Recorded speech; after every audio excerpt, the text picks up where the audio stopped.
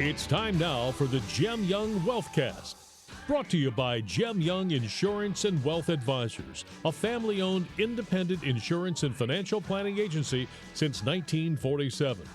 Now, from their studio on Star Center Drive in Canfield, Ohio, here's the host of your program, Leo Daprile.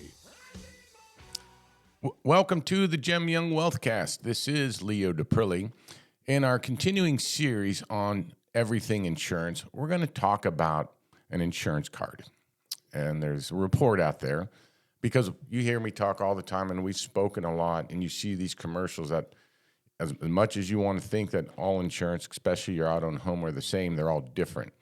We've had an episode where we talked about how claims really get paid, what it takes, what companies don't let us get involved in a claim, but how do carriers stack up? So I have with me again one of my favorite, Denny White. Hello, Denny. Hello. Good morning. And we're going to talk about this insurance card. So, Denny, give me a little background of what this is.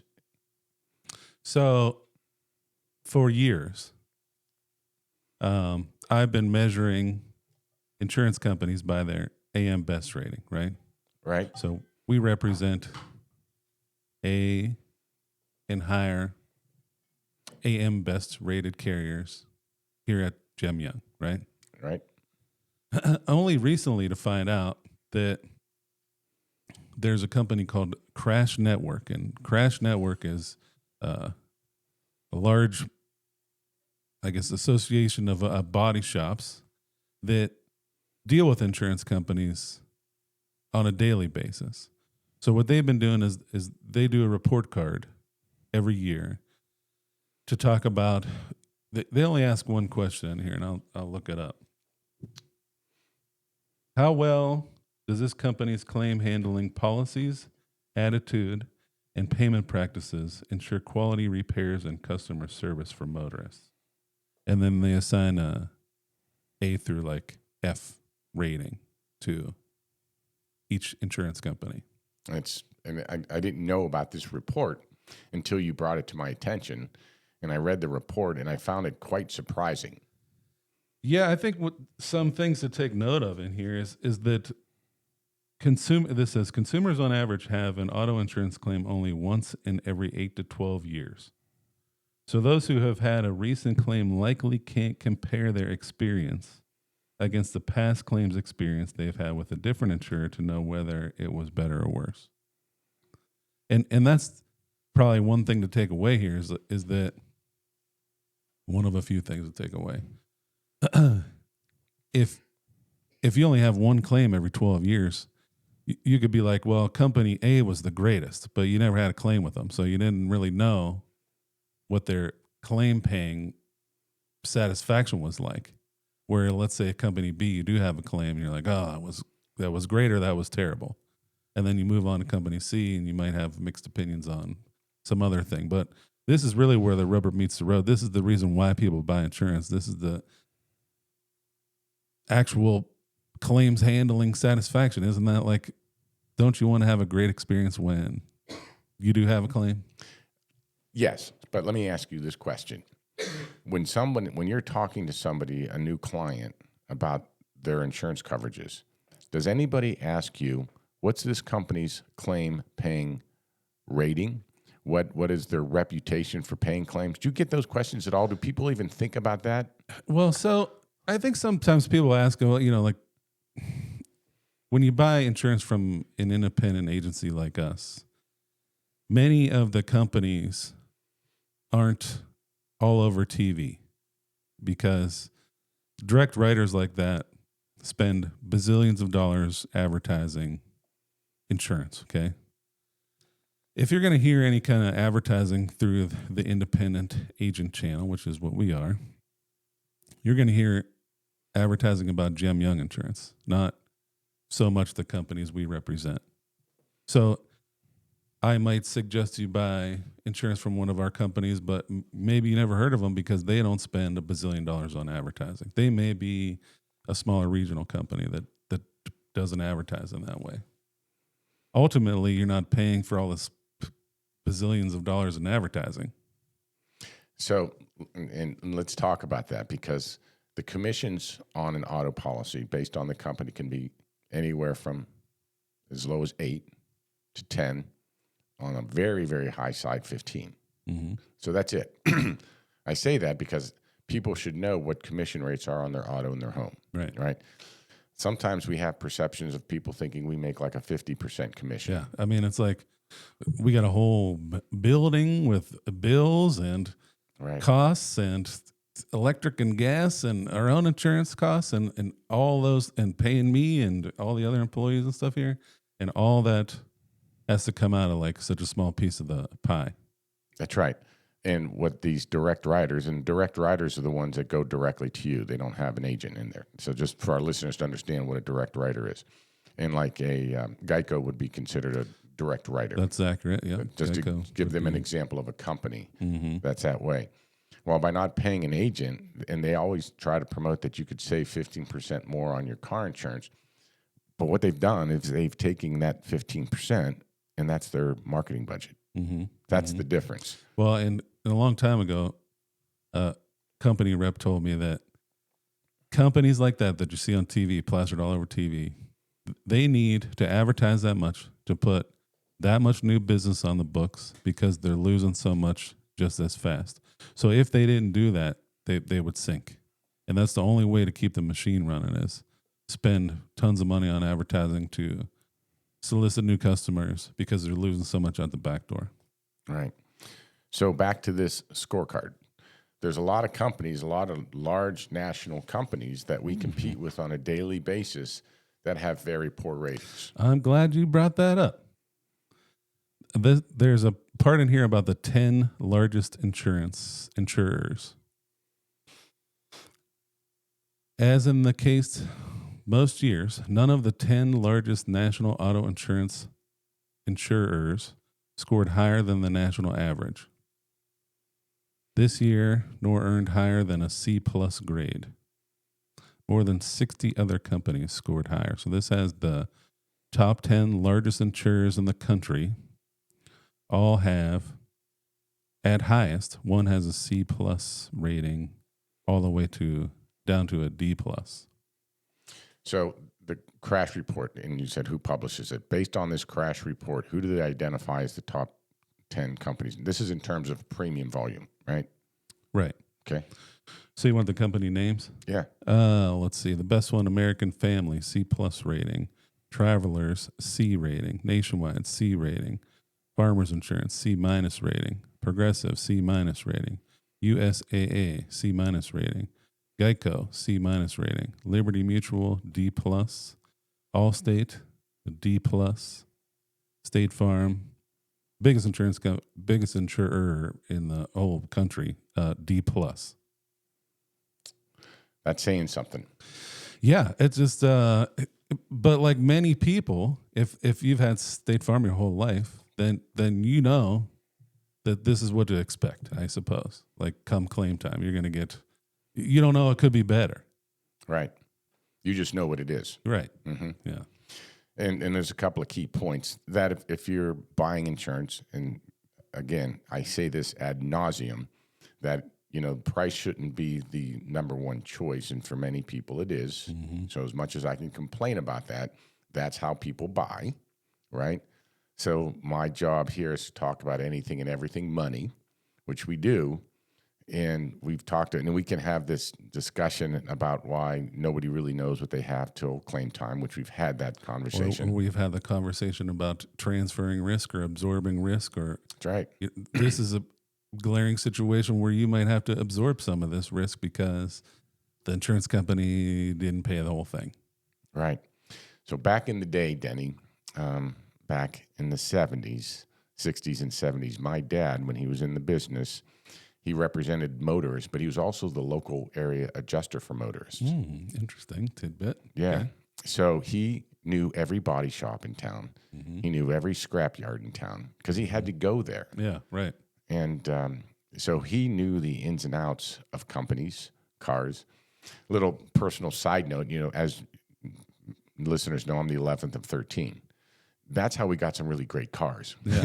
When my dad was looking for cars and we were getting to be driving age, back then, cars may have been wrecked, but they didn't get a salvage title. Right. So he was able to buy wrecked cars for next to nothing, have them fixed, and that's what we drove as kids. Yeah. Oh, great idea.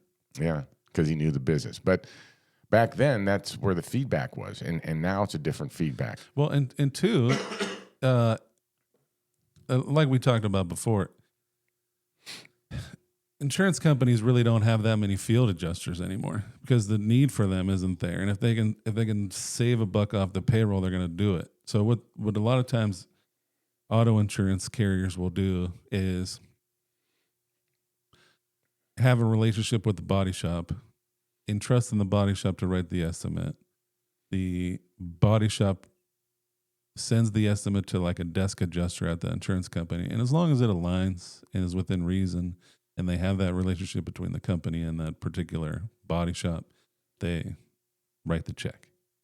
So that's how it was so different, back in the day, where they had like company representative come out, meet with the guy at the body shop. It's almost like a duplicate position, really.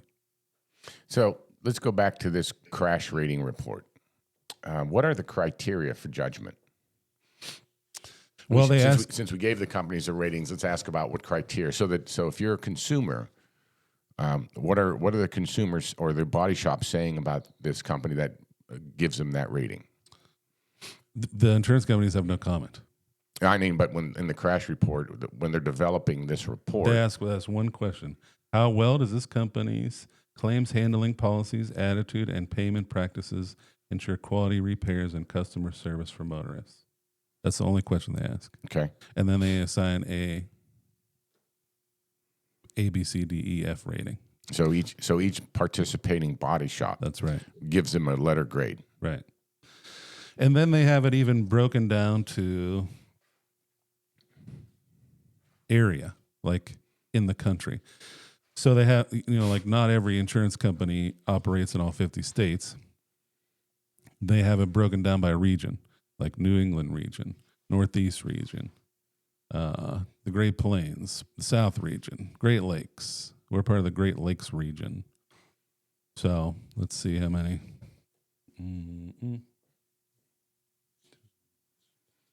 Like 4 insurance companies we represent or are at the top of the list in our Great Lakes region. Okay.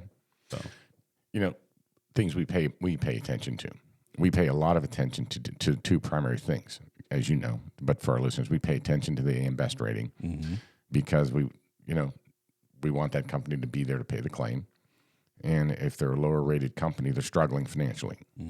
So that's when that's when bad things can happen, cutting costs because and it may have been a good company that just had massive losses. But the AM Best rating goes way beyond that. It goes to company management, company leadership, financial performance, product positioning, concentration. There's so many things that go into an AM Best rating. So we rely on that heavily. Right. As far as a financial strength of an insurance company, this is, I think, more the other side. It's like claim satisfaction part. So from a consumer, which is just as important to me. You want both of them. You want to make sure they got enough money to pay claims, and then when you do have a claim, you don't want to get horsed around. Right. Danny, I've said this on other podcasts, but one of the things my dad told me when I started in the business, he said, just remember, what you have right now is all you're selling is a promise. Till they need you, that's when you have to earn your keep. And from a consumer standpoint, I mean, if you're paying for insurance, don't you want that to be the best company and have the highest satisfaction that you can get, so that when you actually need to use it, you have a good experience? All right. So you have a comment here in my notes, and you said the problem with buying insurance based on price. One of the things you're saying, the race to the bottom problem. Give me some more color on that. Well, it's like all these TV advertisements are like talking about how much money we could save you, but they don't talk about the quality of their product at all.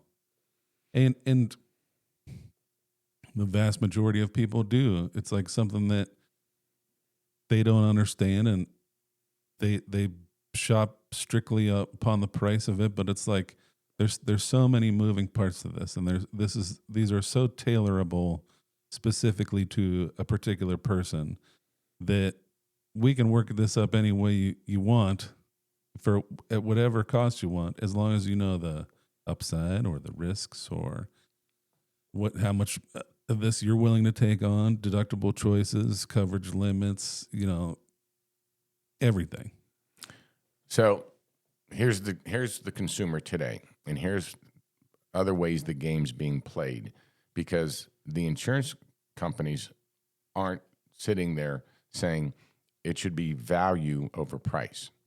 The insurance industry is saying we'll play the price game, because if the big ones are shifting the buying methodology to price first, they don't want to be left on the sidelines. So a lot of companies, both auto and home products, have tiered products. It could be tiered products, or it could be, here, fill out this form online. It's like you have no idea about anything insurance. Now here you are at the helm, picking coverages on your most important things in life, and they're hoping that you don't pick this stuff. They're hoping that you don't pick optional endorsements. They're hoping that you don't pick uninsured and underinsured motorist coverage, because all it does for them is limit their exposure. So like they wouldn't have to pay a claim on that. So they're hoping that you're a dope when you're choosing insurance policies online, because it limits what they have to pay. But again, let's talk about how the game's being played. People base the decision on the main coverages page on their deck page. And the insurance industry knows that, so they present just those. We've talked, again, ad nauseum about contract language, this is where things are meaningfully omitted because people don't think about them, because it's back to the price game. Mm-hmm. And people don't necessarily know what they've given up, because they look at it and says, geez, Gem Young's charging me $2,000 a year for my auto insurance, and company X over here can do the same thing for $1,600. I'm switching. Mm-hmm. We find in many, many cases, they've given up coverages, and when they add those coverages back on, they're the same or more. Well, the same or more. And matter of fact, it's like, we're not going to swindle somebody in that way. We don't want to kick out these base level crappy policies of people, because we're here and live in the community. Like we have, that's going to come back to bite me one day, if I were to just be dealing on all these crappy insurance policies, and then come claim time, nothing ever gets paid. They'd be like, that Denny's a crook. And we will never do that. As right. The owner of this joint, we will never do that. But at the same time, I bring this up because this is the world we live in too. And this is the world we have to compete in, mm-hmm. Against these types of policies. And we know it. There's a major national carrier out there they've been doing it for 30 years, and I call it, they're famous for their bait and switch, where they're just bringing you in, they're sending you advertisements on crazy, inexpensive homeowners when it's just an awful contract. But the price got your attention. Yeah, well, there's that, and then like insurance companies have different companies inside the overall umbrella of, like, take example, we deal with Grange Insurance, okay? Grange Insurance has 3 different insurance companies. They have Grange Mutual Company, they have Grange Property Casualty Company, and they have a Grange Indemnity Company. The mutual company has the most people that participate in it, okay? So the pool is the biggest. And then the property casualty company has, let's say, half as many people participating in the pool. And then the indemnity company has another half participating in that pool. So when you have a insurance policy in the mutual company, because there's so many people participating in the pool, the rates are real stable, because the ebbs and flows, and there's so many people in there that they could even have a bad claim year and still keep things relatively flat, okay? Fast forward to, let's say, indemnity company, where there's less people participating in the pool. If they have a terrible weather year, or if they have a bad loss experience, or whatever might be happening, that those rates may be more volatile. So when you get these advertisements for these baseline contracts, that is in their newest company with the least people participating in the pool, creating not only a bunch of upfront discounts that are about to fall off, but much more volatility in overall just rate adjustment. So what do you say to the person that says, I don't care, I'll play the game, I'll just shop it every year and I'll go to the next company doing that? God bless. I mean, I hope your house doesn't burn down, or I hope your business doesn't blow away, because I do think that insurance companies may be a little bit looser with the checkbook if you've been with them for 20 years compared to if you just bought a policy yesterday. Well, back to your Grange example. The Grange Mutual product, part of the reason they came out with new companies, they said it was to come out with new products with newer technology that they couldn't plug into the newer other one. Coverage too. So there are some coverages that you can't get in some of the older products. But some of the older products are also extremely liberal in their coverages. Right. The contract reads very liberally. And we go to great lengths to tell our clients that have those old contracts, don't get rid of them. You can't get anything near that in terms of coverage today. That's the thing. It's like if you do give that up, then it's you can't get it back. Right. So people don't know what they have till it's gone. Right. And if they haven't had a claim, they can't appreciate that statement. Right. That's right. Right. So that's one of the challenges. So that's why I'm glad you brought up one of our companies of how that's getting played. And it's actually an old game that started back, Denny, when I would sell health insurance. I'm saying 30 years ago, right? And how health insurance companies played the game is they would come out with a product, great rates because they had optimistic loss trends, but they had no business, so they could do it. Right. So when they filed their rates with the state, they had ultra competitive rates. And then they would write a ton of business because they were inexpensive. And then you'd go out a year, and year two, they typically were pretty competitive because in the health insurance game, they measured it on incurred but not reported. And so they could stay into year two with a low incurred but not reported loss exposure. Okay? Well, by year three, it was incurred and reported and not profitable. Okay? So in year three, they would take substantial rate increases on that book, okay, simultaneously come out with another product. Offloading the healthy people. And then the healthy people would move to that new plan. Oh, and really hammer the sick people. Uh-huh. Oh, my. Yeah. It was an awful game. It was an awful game. And I saw it year after year. That's one of the reasons I got out of that business, because it just became such a vicious cycle of just turning people all the time. And I went, this isn't for me. So, all right, I got to take a break here. All right.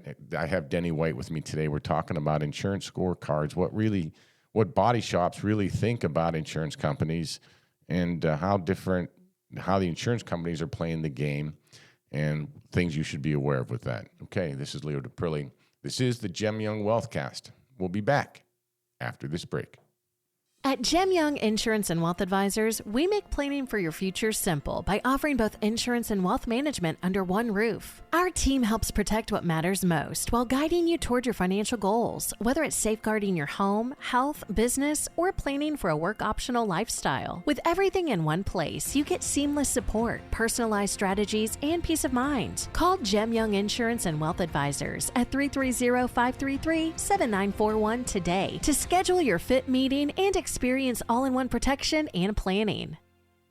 At Gem Young Insurance and Wealth Advisors, we know insurance can feel complicated and overwhelming. That's why our team is here to listen, understand your unique situation, and provide solutions that work for you. From home and auto to life, plus a team dedicated just to commercial insurance, we help protect what matters most without the stress. Don't wait until an issue arises. Call Gem Young Insurance and Wealth Advisors at 330-533-7941 to schedule your fit meeting and get the protection you need today. At Gem Young Insurance and Wealth Advisors, we believe your financial goals deserve more than just a plan. They deserve a team. From planning for a work-optional lifestyle to managing risk and supporting your everyday needs. Our financial planners, paraplanners, and service team work together to build a strategy that truly fits your life. Planning for the future? We'll help you make that confident financial decisions and achieve lasting peace of mind. Call Gem Young Insurance and Wealth Advisors today, 330-533-6936, to schedule your fit meeting and start building your financial future. Now, back to the Gem Young Wealthcast, brought to you by Gem Young Insurance and Wealth Advisors. Once again, here's Leo Diprilli. Welcome back to the Gem Young Wealthcast. This is Leo Diprilli. I have Denny White with me today. We're talking about crash reports and how the auto repair industry views insurance companies. So if you missed that part of the show, just download the podcast anywhere you get your podcast. It was a great read.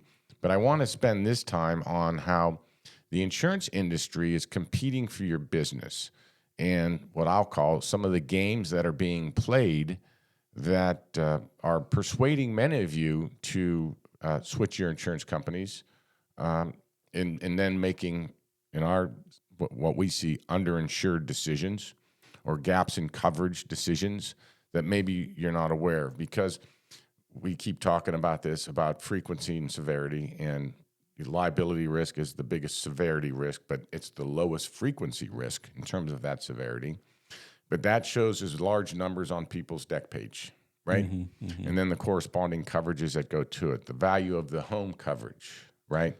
So those can be the same carrier to carrier. Homes are different because companies use different methodologies to calculate your replacement cost, which is an endless debate with clients on those things, right? Keep in mind, too, that the base form, there really aren't a whole lot of claims that happen from the base homeowner's form. Okay, in non-insurance terms, what's the base form? Like the homeowners policies are written on what's called a HO3 form, which is a generic homeowners form, which means that we got coverage for the dwelling, we got coverage for other structures like detached garage, contents, loss of use to put you up somewhere if your house burns down, liability, and then what the medical payments, and then what the deductible is. That's the base homeowners form. Customers have claims on optional things. So if you choose to not purchase water backup or identity theft or ordinance and law coverage or some of these obscure things that you would have no idea what they even mean, insurance companies make those a la carte in hopes that, well, Leo didn't pick this, so his water backs up in his basement, then tough luck. Yeah, tough luck. So that's important, this base form, because there's a lot of, and we're going to talk about the other two as well. And this is where insurance companies are playing the game, the price game with consumers by showing the base form, stripped out benefits. Base form on a base contract too. Right. Okay. That's important. Yeah. Because that's cheap. Right. Okay. Because it's cheap because the insurance company has limited their exposure, not because they're doing a great product and giving you a value. Right. So to the listeners, that's number one. Okay. We talked about severity. What we try to talk about with our clients is frequency, but not severe. There's a lot of those scenarios. Those are the things that cost a lot of money over time. And those are things that can rob you of your wealth over time. Okay, so we had base. So when people are buying a policy, they don't say, hey, is this a base policy? Is this an HO3? People don't know those terms. So what's number two, though?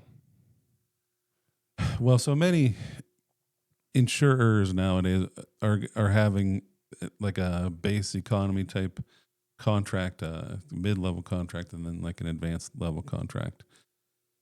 Most of the difference is going to be not on the things that you would see on a declarations page as far as like coverage limits go, but it's going to be like, well, how much coverage do you have for debris removal? And each one of those contract levels is offering more debris removal or more coverage for trees and bushes or for cash in your house or You would never think grave markers are covered under a homeowner's policy. So, like, as those increase in contract level, you get more liberal language and more limit in those particular contracts. Here's how I've heard other agents put it, because when I've asked people when they're saying they're switching and they got a better price, I said, "Is this in there? Is this in there?" And they're like, "Oh, yeah, it's all in there." I'm like, "Do you know? Did People you look at jump to that conclusion. It's that many consumers think it's the same. It could not be more different. It's like people you don't go to the store and be like, "Oh, I need a 1 homeowners and a 2 cars." It's like, it doesn't work that way. It's just, like I said before, these are tailorable and customizable for each person's risk appetite and how much they want the insurance company to cover versus what they're willing to pay deductible wise, things like that. No two are the same. So we talked about this a little bit before the break, but so I want to bring it back up to finish it. We talked about how the health insurance industry would, once a group became unprofitable, they'd come out with a new product, move the healthy people to it, and it costs a lot for the older people to stay there. The other game that's being played in the auto insurance world is companies are coming out with a low price for the attraction point. And we have companies that are doing this too, that say, but it's going to go up for the next 3 years automatically so that we get back to market rates, right? Like offering discounts upon switching is what you're talking about. Correct. Yeah, that happens. And to go back to my people playing in the pool too, it's like, okay, so let's say you're able to move this to the new contract, and now they're taking all the super clean stuff, and then they're leaving the claims heavy, violation heavy stuff in the old company, messing up the loss ratio on that. Kind of similar to the health insurance story. And Denny, I see this, and you brought the example up earlier of these large direct writers have to advertise the way they do because they have to bring in the amount of business that they do to replace the business that they lost. Mm-hmm. I think that the longer term headwind for a lot of these companies and the way the auto insurance game is being played today is it's going to start feeding on itself for the point you just made, because some of these large national companies are using this discounted priced product to get people in the door, which means if you're clean, you can qualify for it, which is what they want. But they're cannibalizing their good clients to have them rebuy at a lower price. So it looks good on the new business, Yeah, but how about overall premium volume is probably suffering. Right. I'll tell you something that a territory rep was in here and was talking to me. And it's the biggest insurance company in the nation is essentially buying new business by not running prior losses and motor vehicle records upon new business. They do it at renewal number 1. So let's say you've had a claim or two the last couple of years. And we're charging you for it. Right. We're charging you for it. If you went to anybody else in town, they're going to find that prior to you purchasing that policy. They're not doing any of it. And then they're going to surprise you on it. Year number 1. Renewal number 1. So what's the game there? More than likely, you're not going to have a claim in that first year, so they'll take the bet. They're like buying new business is what they're doing. Okay. With potential like hair on it, really, Right. That seems so unethical. That makes no sense to me, but that's how they're all starting to play the game. So dropping the rate wasn't enough. Now it's like, oh, we don't even care about what happened in your past. Here's the price, and then you get the big surprise next year. And then who knows? They may be in a position where they can't get the prior policy that they had back, like the Grange Mutual type deal, or they may be forced to stay there because they had another claim or something happened during that first term. Or they wouldn't have been able to move in the first place. Right. So now they're and there. It's possible too that they could get non-renewed from that big new company because it's got too much hair on it, and they're like, "Oh, we can't even take this." Right. So, And that's the price-led decision of what. It amazes me that, but that's I see. I don't fault the consumer. The consumer sees what's being advertised. And they see the statements being made, right? And I said this before, Denny, that what I struggle with is a lot of these larger insurance companies have advertised for so long with the presumption that we're all the same. Our contracts are all the same. The only thing that makes one different than the other is what we charge you.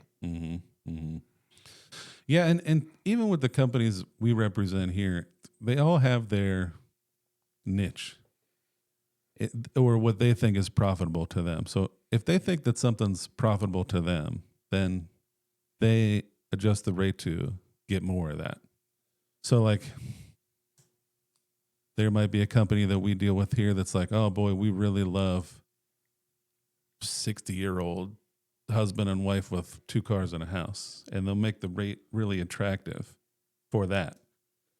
And then company B might be like, oh, well, we like young drivers or young professionals that are in their 20s that have 1 car and rent a house. And that they'll make that rate really attractive. And if you switched them up, the other one would be way out of the ballpark, and so would the company B would be way out of the ballpark for the 60-year-old husband and wife. We used to represent, I say used to, AAA. And that's a great example that they liked the older market and were super competitive on new business, but don't you dare have a loss. Yeah, or a ticket that was like you could see 50% rate swings on some of that stuff. It was just astronomical at the time. Yeah, it's one of the reasons we don't represent them. It became a very volatile company to do business with. And it's almost like if you're going to play stuff there, like an ethical quandary. Am I like really doing right by somebody by,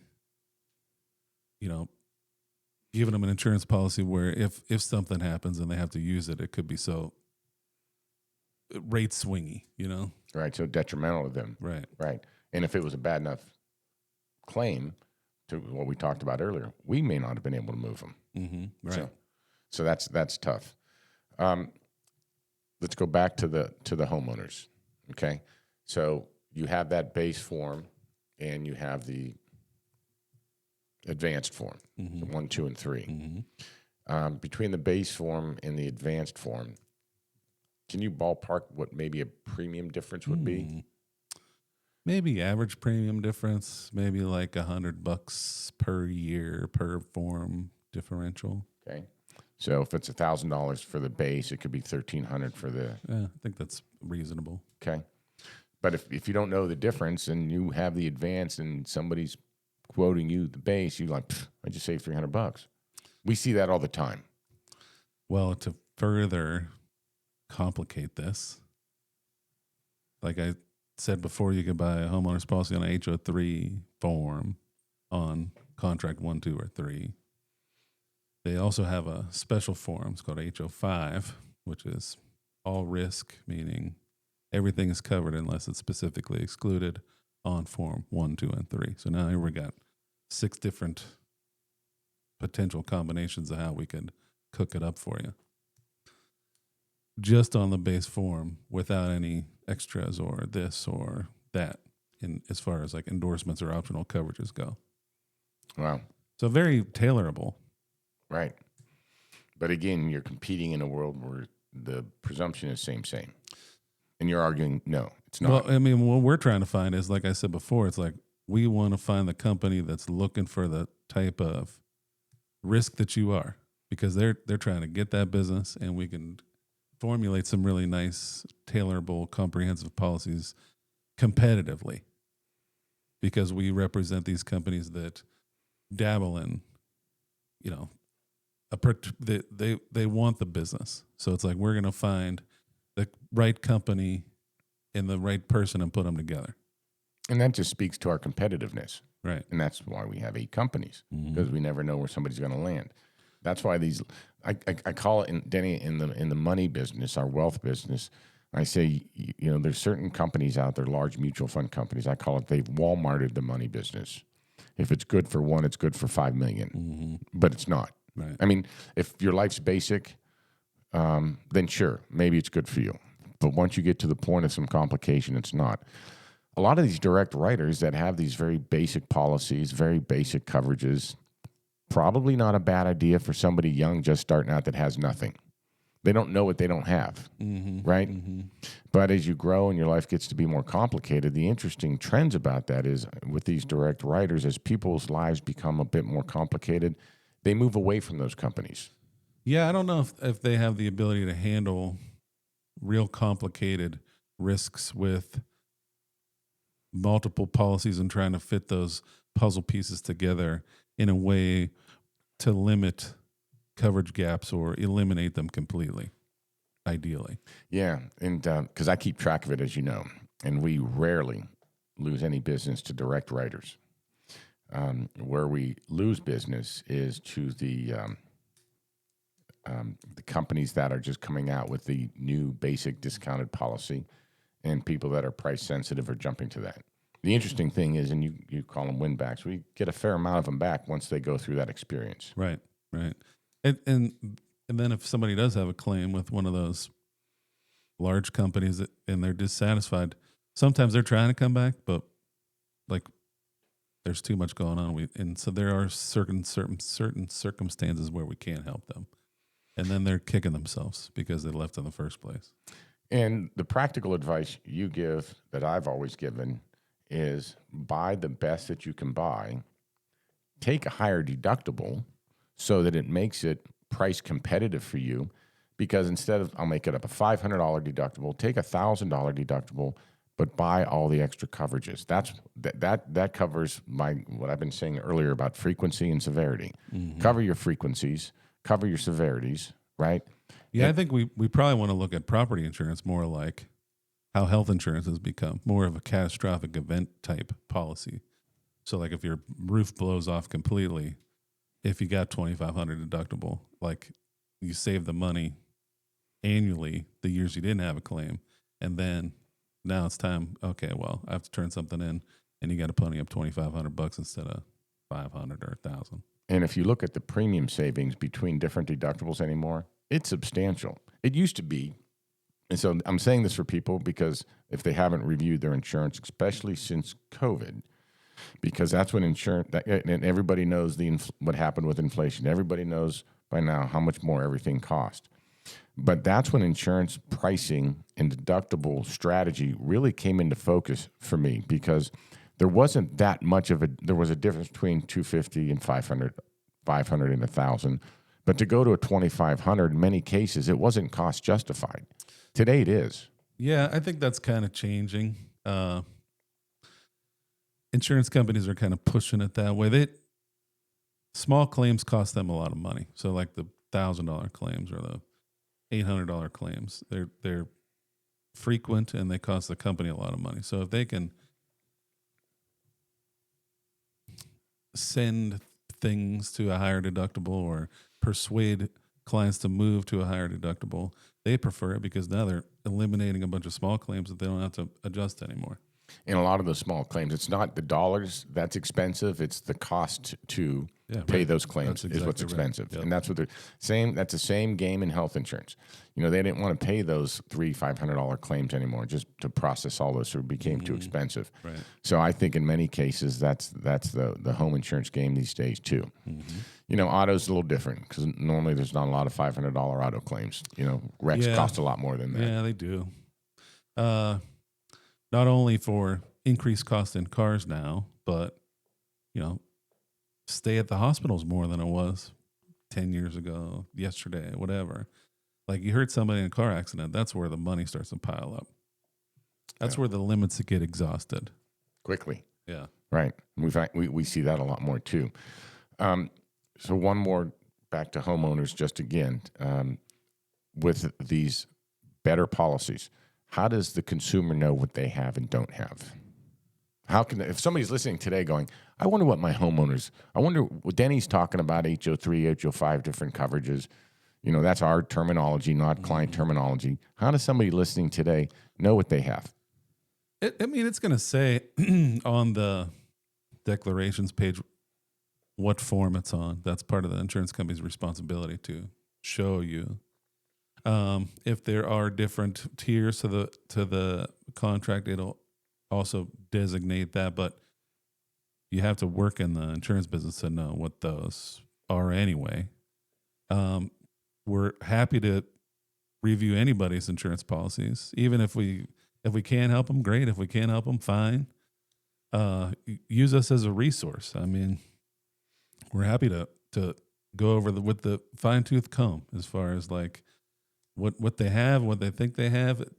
Reading the actual policy is mind-numbing, but like that's part of my job. So like I'm gonna get deep into like page 82 on it, and see exactly what's excluded, what's not excluded, what's covered, what's not covered.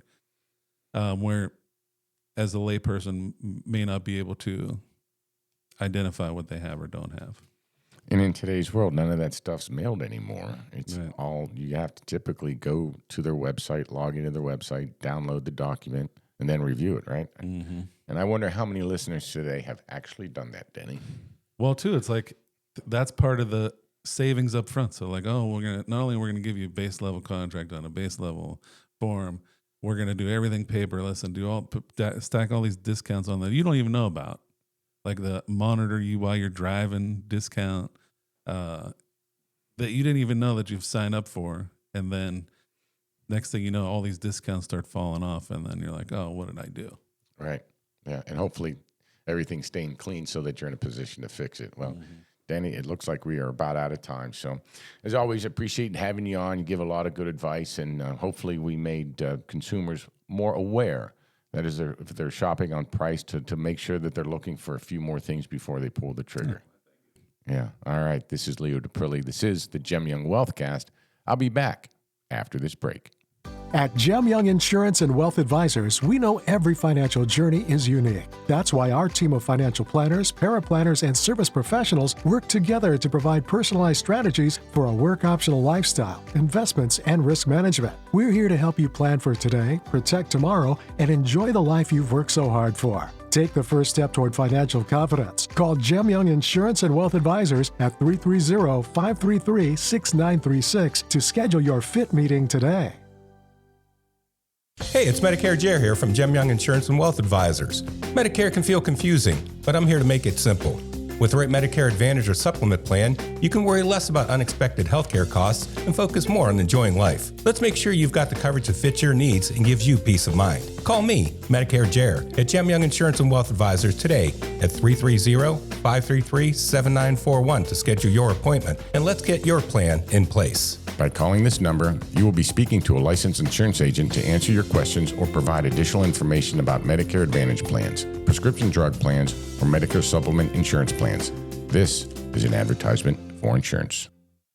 At Gem Young Insurance and Wealth Advisors, we make planning for your future simple by offering both insurance and wealth management under one roof. Our team helps protect what matters most while guiding you toward your financial goals, whether it's safeguarding your home, health, business, or planning for a work-optional lifestyle. With everything in one place, you get seamless support, personalized strategies, and peace of mind. Call Gem Young Insurance and Wealth Advisors at 330-533-7941 today to schedule your fit meeting and experience all-in-one protection and planning.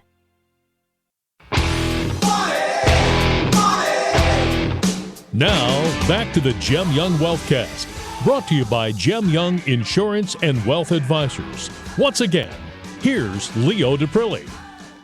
Welcome back to the Gem Young Wealthcast. This is Leo DePrilly. You know, this has always been a pet peeve of mine, and I blame the insurance industry, not you, the consumer, on how buying habits have changed. But I thought it's important to expose the other side of how you're being advertised and marketing to and what really goes on. So as you're buying these products, and a lot of you are buying lesser quality products than you know, and I'm trying to give you the tools to try to know what it is that you're buying. great case in point having Denny on the show. All the different insurance has its own lingo, just like the wealth business has its own lingo. The average person doesn't understand it. So you go on price. I get that. That's how a lot of it gets consumed. But what's troubling is the insurance industry knows that's what you're going to do. So they're building their advertising campaign to compel you on just price without you really knowing what it is that you're buying. It's hard to know what you're buying if you're not reading your contracts, and I know nobody does, and I know that's never going to change, but that's what you live with, and that's the troubling thing. And you've heard me say this a lot on this program, but that's why today I really wanted to dig deep into what's really going on and how the insurance industry is playing that game kind of against you. You know, and Denny brought up a good point that I just want to reiterate, that when insurance companies are selling you more base contracts, their exposure is a lot less. You don't know what it is that you've given up till you have a claim, but if they've limited their exposure, that's why they're able to offer you that competitive, that super cheap price, because they know there's only so much they're going to pay out. And when they do that on a broader scale, that's how they're trying to play the volume game. And then when it gets unprofitable, they come out with a new product, price that low, and then people that stay in the old product, they can't move, generally pay a lot more money for it. So that's more insight to the game. I'm not telling you I'm in love with it. I'm certainly not. But you got to know the rules of the game to know how to play the game, right? So that's kind of what today's show's about, is to give you that lesson on how the advertisements are compelling you to make decisions on products that may not really be in your best interest. Obviously, I'm going to advocate that you have your own agent and you ask these questions and you have these things explained to you so you know what it is you're buying, other than just features and benefits. Know where they really fit. Had situations before where people didn't have backup of sewer and drains, or thought they had coverage, and they had some, but never enough, that had finished basements. It's cost them tons of money because they were underinsured. We see stuff like that all the time. And at that time, obviously, it's too late to do anything. So, and again, our goal here always at Gem Young Insurance and Wealth Advisors is to give you the tools to educate you, to make you a better consumer, and to understand everything that goes on in your life a little better, so that you don't have to understand it all. You just have to understand it enough to be effective with your decision making. Appreciate you listening today. This is Leo DePrilly. This is the Gem Young Wealthcast. Until next time. At Gem Young Insurance and Wealth Advisors, we make planning for your future simple by offering both insurance and wealth management under one roof. Our team helps protect what matters most while guiding you toward your financial goals, whether it's safeguarding your home, health, business, or planning for a work-optional lifestyle. With everything in one place, you get seamless support, personalized strategies, and peace of mind. Call Gem Young Insurance and Wealth Advisors at 330-533-7941 today to schedule your fit meeting and experience all-in-one protection and planning. At Gem Young Insurance and Wealth Advisors, we know insurance can feel complicated and overwhelming. That's why our team is here to listen, understand your unique situation, and provide solutions that work for you. From home and auto to life, plus a team dedicated just to commercial insurance, we help protect what matters most without the stress. Don't wait until an issue arises. Call Gem Young Insurance and Wealth Advisors at 330-533-7941 to schedule your fit meeting and get the protection you need today.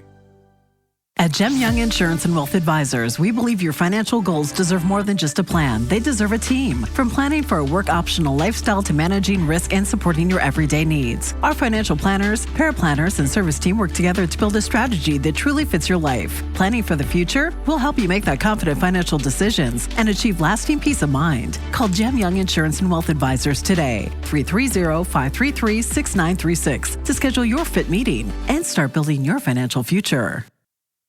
Join me every week where we talk anything and everything about your money. Have a topic you want to hear more about?